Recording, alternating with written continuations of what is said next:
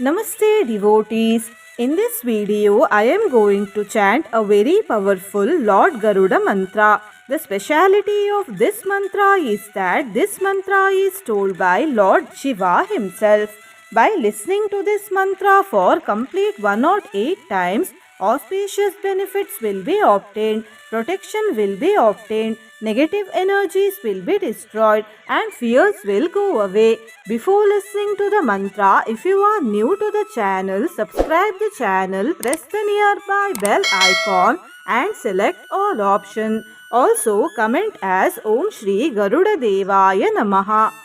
भुजङ्गभुक्कच्चपाशी दैत्यहन्तारुणानुजः शुभाङ्गः शुभदः शूरः सूक्ष्मरूपी बृहत्तनुः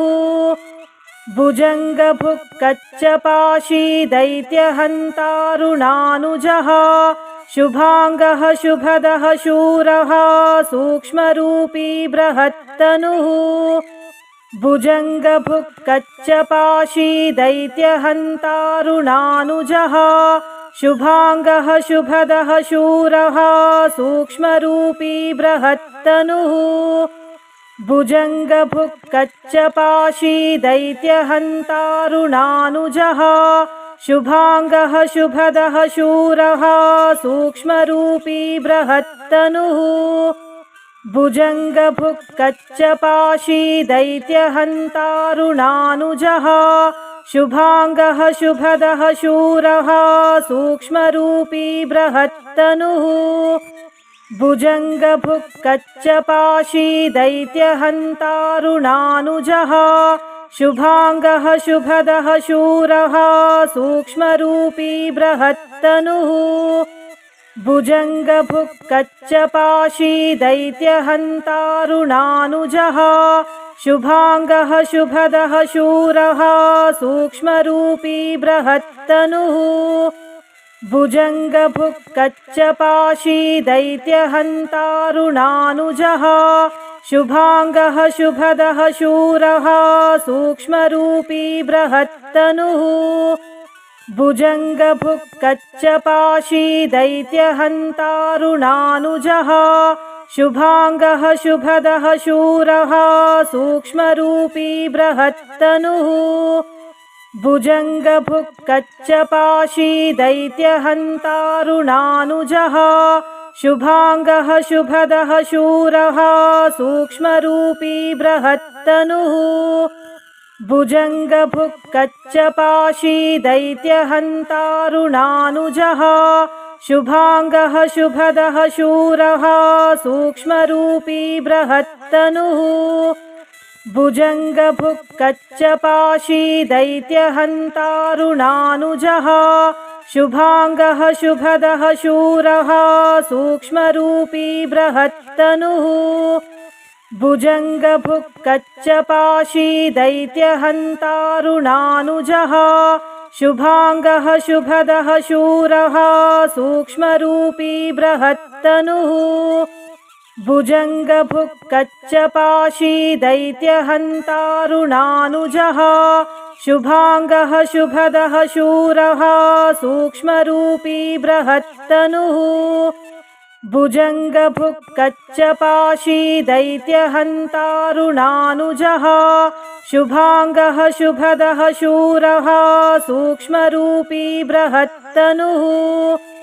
भुजङ्गभुक्कच्चपाशी दैत्यहन्तारुणानुजः शुभाङ्गः शुभदः शूरः सूक्ष्मरूपी बृहत्तनुः भुजङ्गभुक्कच्चपाशी दैत्यहन्तारुणानुजः शुभाङ्गः शुभदः शूरः सूक्ष्मरूपी बृहत्तनुः भुजङ्गभुक्कच्चपाशी दैत्यहन्तारुणानुजः शुभाङ्गः शुभदः शूरः सूक्ष्मरूपी बृहत्तनुः भुजङ्गभुक्कच्चपाशी दैत्यहन्तारुणानुजः शुभाङ्गः शुभदः शूरः सूक्ष्मरूपी बृहत्तनुः भुजङ्गभुक्कच्चपाशी दैत्यहन्तारुणानुजः शुभांगः शुभदः शूरः सूक्ष्मरूपी बृहत्तनुः भुजङ्गभुक् कच्चपाशी दैत्यहन्तारुणानुजः शुभांगः शुभदः शूरः सूक्ष्मरूपी बृहत्तनुः भुजङ्गभुक् कच्चपाशी दैत्यहन्तारुणानुजः शुभांगः शुभदः शूरः सूक्ष्मरूपी बृहत्तनुः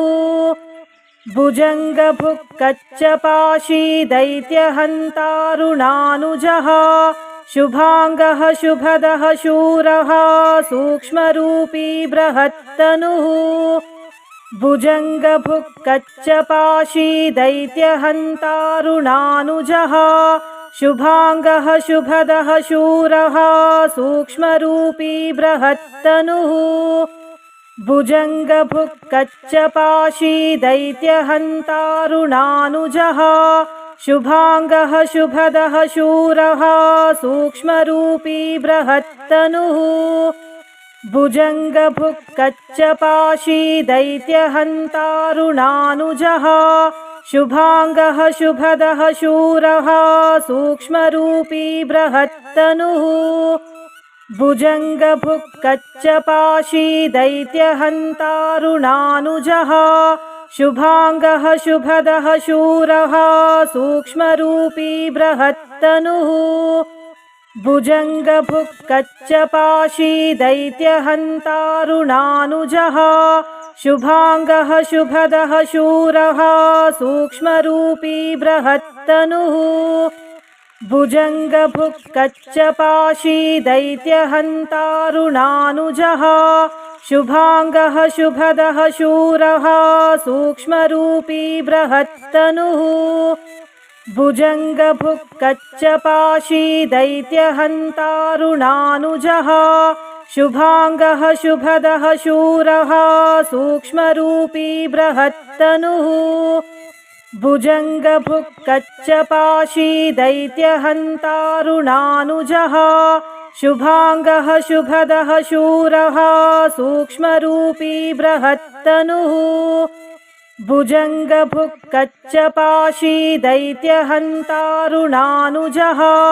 शुभांगः शुभदः शूरः सूक्ष्मरूपी बृहत्तनुः भुजङ्गभुक् कच्चपाशी दैत्यहन्तारुणानुजः शुभांगः शुभदः शूरः सूक्ष्मरूपी बृहत्तनुः भुजङ्गभुक् कच्चपाशी दैत्यहन्तारुणानुजः शुभांगः शुभदः शूरः सूक्ष्मरूपी बृहत्तनुः भुजङ्गभुक् कच्चपाशी दैत्यहन्तारुणानुजः शुभांगः शुभदः शूरः सूक्ष्मरूपी बृहत्तनुः भुजङ्गभुक् कच्चपाशी दैत्यहन्तारुणानुजः शुभांगः शुभदः शूरः सूक्ष्मरूपी बृहत्तनुः भुजङ्गभुक् कच्चपाशी दैत्यहन्तारुणानुजः शुभांगः शुभदः शूरः सूक्ष्मरूपी बृहत्तनुः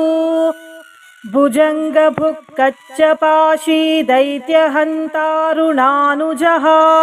शुभांगः शुभदः शूरः सूक्ष्मरूपी बृहत्तनुः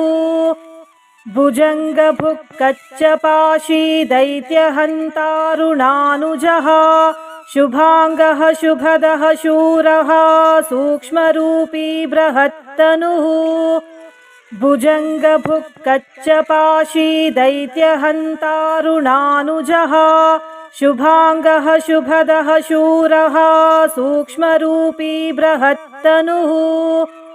भुजङ्गभुक् कच्चपाशी दैत्यहन्तारुणानुजः शुभांगः शुभदः शूरः सूक्ष्मरूपी बृहत्तनुः भुजङ्गभुक् कच्चपाशी दैत्यहन्तारुणानुजः शुभांगः शुभदः शूरः सूक्ष्मरूपी बृहत्तनुः भुजङ्गभुक्कच्चपाशी दैत्यहन्तारुणानुजः शुभाङ्गः शुभदः शूरः सूक्ष्मरूपी बृहत्तनुः भुजङ्गभुक्कच्चपाशी दैत्यहन्तारुणानुजः शुभाङ्गः शुभदः शूरः सूक्ष्मरूपी बृहत्तनुः भुजङ्गभुक्कच्चपाशी दैत्यहन्तारुणानुजः शुभाङ्गः शुभदः शूरः सूक्ष्मरूपी बृहत्तनुः भुजङ्गभुक्कच्चपाशी दैत्यहन्तारुणानुजः शुभाङ्गः शुभदः शूरः सूक्ष्मरूपी बृहत्तनुः भुजङ्गभुक्कच्चपाशी दैत्यहन्तारुणानुजः शुभाङ्गः शुभदः शूरः सूक्ष्मरूपी बृहत्तनुः भुजङ्गभुक्कच्चपाशी दैत्यहन्तारुणानुजः शुभाङ्गः शुभदः शूरः सूक्ष्मरूपी बृहत्तनुः भुजङ्गभुक्कच्चपाशी दैत्यहन्तारुणानुजः शुभाङ्गः शुभदः शूरः सूक्ष्मरूपी बृहत्तनुः भुजङ्गभुक्कच्चपाशी दैत्यहन्तारुणानुजः शुभाङ्गः शुभदः शूरः सूक्ष्मरूपी बृहत्तनुः भुजङ्गभुक्कच्चपाशी दैत्यहन्तारुणानुजः शुभाङ्गः शुभदः शूरः सूक्ष्मरूपी बृहत्तनुः भुजङ्गभुक्कच्चपाशी दैत्यहन्तारुणानुजः शुभाङ्गः शुभदः शूरः सूक्ष्मरूपी बृहत्तनुः भुजङ्गभुक्कच्चपाशी दैत्यहन्तारुणानुजः शुभाङ्गः शुभदः शूरः सूक्ष्मरूपी बृहत्तनुः भुजङ्गभुक्कच्चपाशी दैत्यहन्तारुणानुजः शुभाङ्गः शुभदः शूरः सूक्ष्मरूपी बृहत्तनुः भुजङ्गभुक्कच्चपाशी दैत्यहन्तारुणानुजः शुभाङ्गः शुभदः शूरः सूक्ष्मरूपी बृहत्तनुः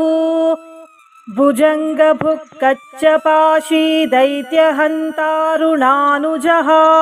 शुभाङ्गः शुभदः शूरः सूक्ष्मरूपी बृहत्तनुः भुजङ्गभुक्कच्चपाशी दैत्यहन्तारुणानुजः शुभाङ्गः शुभदः शूरः सूक्ष्मरूपी बृहत्तनुः भुजङ्गभुक्कच्चपाशी दैत्यहन्तारुणानुजः शुभाङ्गः शुभदः शूरः सूक्ष्मरूपी बृहत्तनुः भुजङ्गभुक्कच्चपाशी दैत्यहन्तारुणानुजः शुभाङ्गः शुभदः शूरः सूक्ष्मरूपी बृहत्तनुः भुजङ्गभुक्कच्चपाशी दैत्यहन्तारुणानुजः शुभाङ्गः शुभदः शूरः सूक्ष्मरूपी बृहत्तनुः भुजङ्गभुक्कच्चपाशी दैत्यहन्तारुणानुजः शुभाङ्गः शुभदः शूरः सूक्ष्मरूपी बृहत्तनुः भुजङ्गभुक्कच्चपाशी दैत्यहन्तारुणानुजः शुभाङ्गः शुभदः शूरः सूक्ष्मरूपी बृहत्तनुः भुजङ्गभुक्कच्चपाशी दैत्यहन्तारुणानुजः शुभाङ्गः शुभदः शूरः सूक्ष्मरूपी बृहत्तनुः भुजङ्गभुक्कच्चपाशी दैत्यहन्तारुणानुजः शुभाङ्गः शुभदः शूरः सूक्ष्मरूपी बृहत्तनुः भुजङ्गभुक्कच्चपाशी दैत्यहन्तारुणानुजः शुभाङ्गः शुभदः शूरः सूक्ष्मरूपी बृहत्तनुः भुजङ्गभुक्कच्चपाशी दैत्यहन्तारुणानुजः शुभाङ्गः शुभदः शूरः सूक्ष्मरूपी बृहत्तनुः भुजङ्गभुक्कच्चपाशी दैत्यहन्तारुणानुजः शुभाङ्गः शुभदः शूरः सूक्ष्मरूपी बृहत्तनुः भुजङ्गभुक्कच्चपाशी दैत्यहन्तारुणानुजः शुभाङ्गः शुभदः शूरः सूक्ष्मरूपी बृहत्तनुः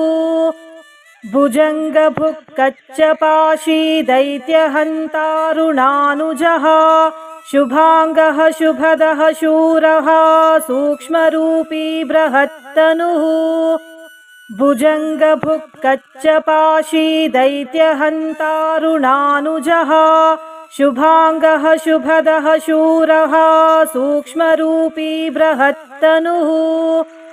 भुजङ्गभुक्कच्चपाशी दैत्यहन्तारुणानुजः शुभाङ्गः शुभदः शूरः सूक्ष्मरूपी बृहत्तनुः भुजङ्गभुक्कच्चपाशी दैत्यहन्तारुणानुजः शुभाङ्गः शुभदः शूरः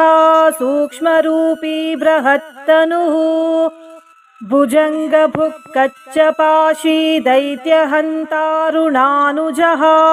शुभाङ्गः शुभदः शूरः सूक्ष्मरूपी बृहत्तनुः भुजङ्गभुक्कच्चपाशी दैत्यहन्तारुणानुजः शुभाङ्गः शुभदः शूरः सूक्ष्मरूपी बृहत्तनुः भुजङ्गभुक्कच्चपाशी दैत्यहन्तारुणानुजः शुभाङ्गः शुभदः शूरः सूक्ष्मरूपी बृहत्तनुः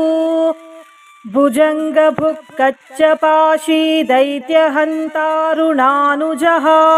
शुभाङ्गः शुभदः शूरः सूक्ष्मरूपी बृहत्तनुः भुजङ्गभुक्कच्चपाशी दैत्यहन्तारुणानुजः शुभाङ्गः शुभदः शूरः सूक्ष्मरूपी बृहत्तनुः भुजङ्गभुक्कच्चपाशी दैत्यहन्तारुणानुजः शुभाङ्गः शुभदः शूरः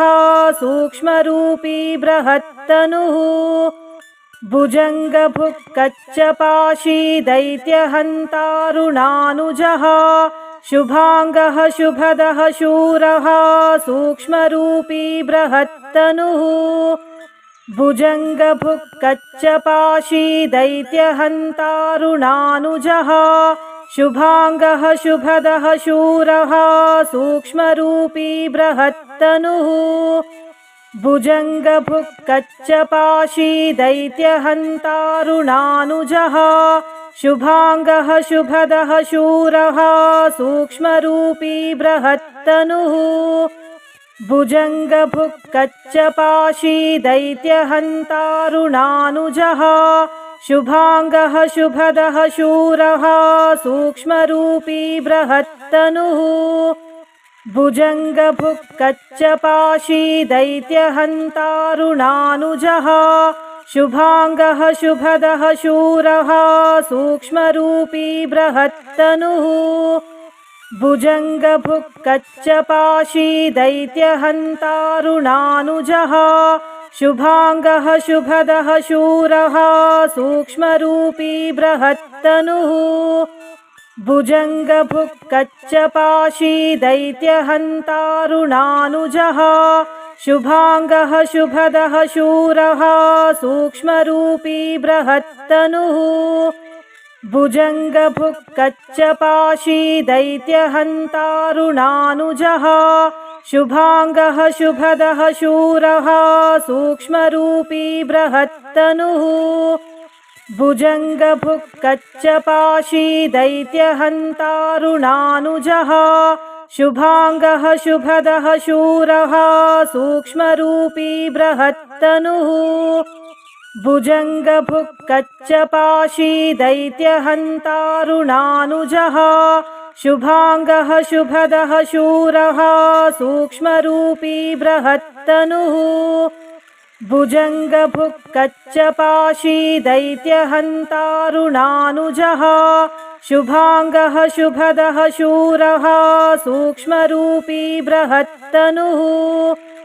भुजङ्गभुक् कच्चपाशी दैत्यहन्तारुणानुजः शुभाङ्गः शुभदः शूरः सूक्ष्मरूपी बृहत्तनुः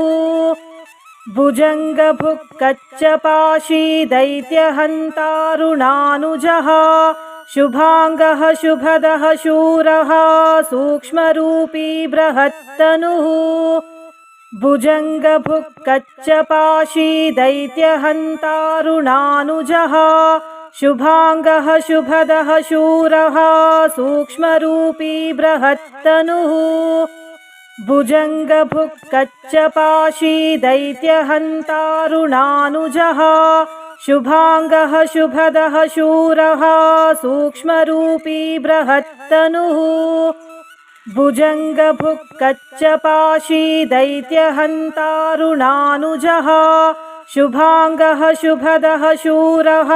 सूक्ष्मरूपी बृहत्तनुः भुजङ्गभुक् कच्चपाशी दैत्यहन्तारुणानुजः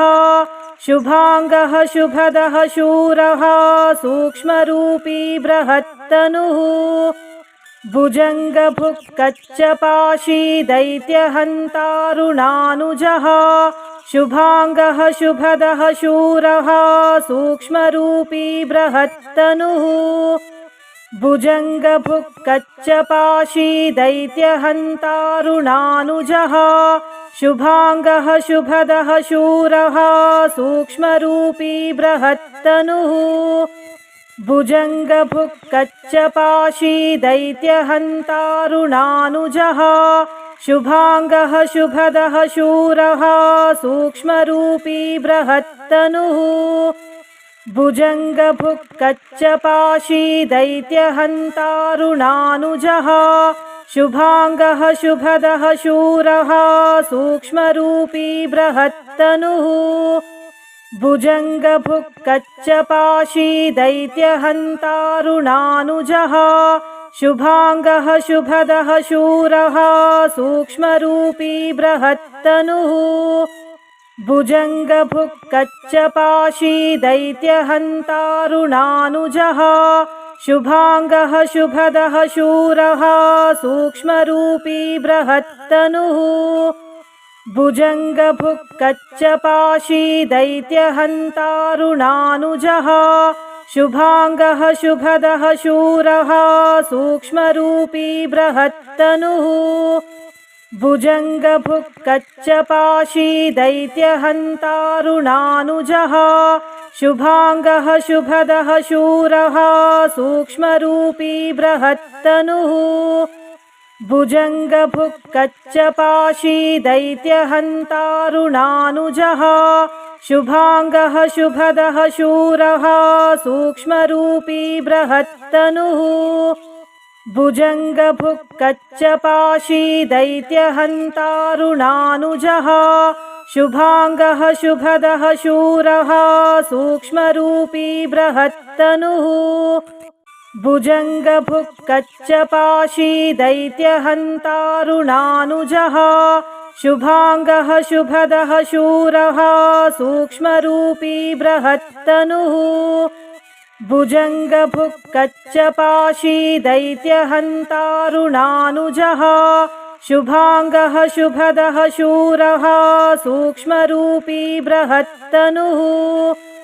भुजङ्गभुक् कच्चपाशी दैत्यहन्तारुणानुजः शुभाङ्गः शुभदः शूरः सूक्ष्मरूपी बृहत्तनुः